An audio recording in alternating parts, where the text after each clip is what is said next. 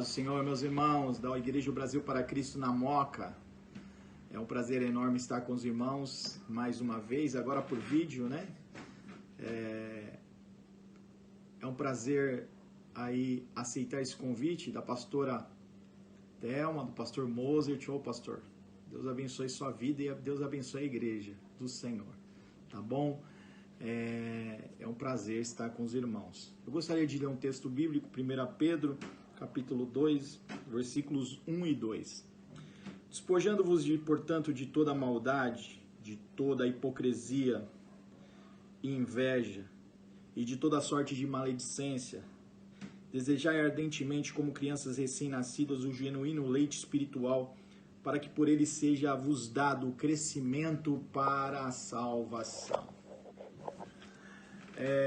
Pedro, nesse texto, ele usa uma metáfora de uma criança recém-nascida e ele propõe que nós sejamos como recém-nascido, buscando ardentemente o leite espiritual, algo de Deus para as nossas vidas. E ele usa uma criança, né, na sua fase infantil, para exemplificar isso, falando, ó, vocês têm que ser como um bebê que quer tomar leite, que quer se alimentar, né? E esse leite é para o crescimento e salvação. Jesus nos ensinou a ser como crianças. Mateus 18, versículo de 1 a 5, vai nos falar sobre isso, que para ingressar no reino de Deus, nós temos que ser como uma criança. Por que ele diz isso? Porque criança é pura. Criança, quando olhamos esse texto, a pureza de uma criança, é isso que o Pedro está querendo dizer para a igreja de Deus, que criança é pura. E quando nós olhamos para esse texto, no começo, no versículo 1, o Pedro fala de pecados de adultos, invejas, né? Mentiras. E aí ele vai cair depois a falar para que nós sejamos como crianças. Por que Pedro diz isso? Por causa da pureza da criança. Por causa da ausência da ambição na vida da criança. Porque criança não tem ódio de ninguém, né? Você chama a atenção de uma criança, logo depois, em seguida, ela já está brincando com você novamente. Então, o Pedro, ele quer falar isso pra gente. Queridos, quando a gente era recém-nascido, ou quando a gente vê um recém-nascido, você vê que o recém-nascido, ele não tem medo de nada. Recém-nascido não tem medo de nada. Se você põe ele numa ponte, ele não tem medo. Põe ele num penhasco, ele tem medo. Ele não anda, ele só vive no braço do pai e da mãe, uma criança recém-nascida, não fala, só se alimenta com a ajuda do pai, da mãe, do cuidador, só ouve, né? Tudo que você der para um recém-nascido, ele come. A gente tem que tomar cuidado se tiver um irmão mais velho, porque é traquina essas crianças, né? Tudo é novo para um recém-nascido. Você ri, ele ri com facilidade, você ri para ele ri com facilidade. Um recém-nascido não tem crise, paga a conta, esses negócios, ausência da crise. Ele só quer saber de leite, ele só quer saber de carinho, ele só quer saber de abraço. Ele tem uma energia fantástica, fica até altas horas da madrugada acordado. Ele quer carinho, abraço. E aprende rápido muito as coisas. Conhece os pais pela voz. Mas a vida passa como um conto ligeiro, e aí o recém-nascido passa a ser uma criança. E a criança agora já anda, né? Quando criança já anda, já fala, mas só na companhia dos pais. Uma criança, você não vai ver ela andando sozinha no shopping ou sozinha pagando conta no banco. Você não vai ver uma criança no mercado fazendo compra para a família. Então ela não tem responsabilidades desse sentido. Ela é totalmente dependente dos seus pais. Não há preocupação com hora. Muito interessante que criança, você fala assim, ó, domingo que vem eu vou fazer algo com você. Ela fica perguntando a semana inteira se é hoje. Porque ela não tem esse negócio de hora, né? na vida delas. Só anda em lugares que os pais deixam, gosta de ficar com os pais. Os pais são os mais fortes, mais inteligentes, os mais sábios, né? Ela não tem esse negócio de mágoa, de raiva, de ira. De criança não tem isso. Ela admira os pais, mesmo sendo ricos ou pobres. Criança é interessante. Então, a vida da criança não tem crise. Não tem crise também. Ela gosta da casa dela, gosta do carro que o pai tem, ela gosta de tudo.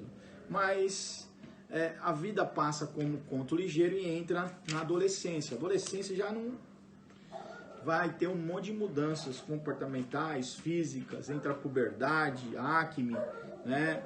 Menstruação para as meninas, início da liberdade, né? Se você eles descobrem que alguém agora tem vontades, eles redescobrem os seus desejos, os pais começam a ver que os pais não são mais inteligentes, já começa a ver que há ruídos na casa, que há problemas dentro da casa, a casa dele não é tão grande quanto ele pensava, o carro que o pai tem não é o carro melhor. Essa é a fase da adolescência. Eles começam a ver que os pais não são mais fortes, não são os mais inteligentes, porque a casa que um dia era um castelo, hoje não é mais.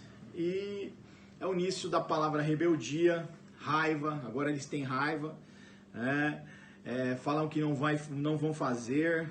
As fases que entram.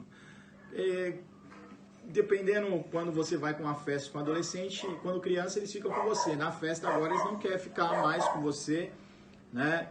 Não quer mais se parecer com os pais. Você não vai levar um adolescente na escola, dar beijinho, um abraço na porta, quando criança assim. Agora eles querem um pouquinho da sua liberdade de descanso, né? Nas festas sempre vão tentar sentar separado em seus bancos. E a vida passa como conto ligeiro e entra na juventude. A juventude é a fase que o filho pródigo diz para o seu pai, fala assim, dá o que é meu que eu vou embora.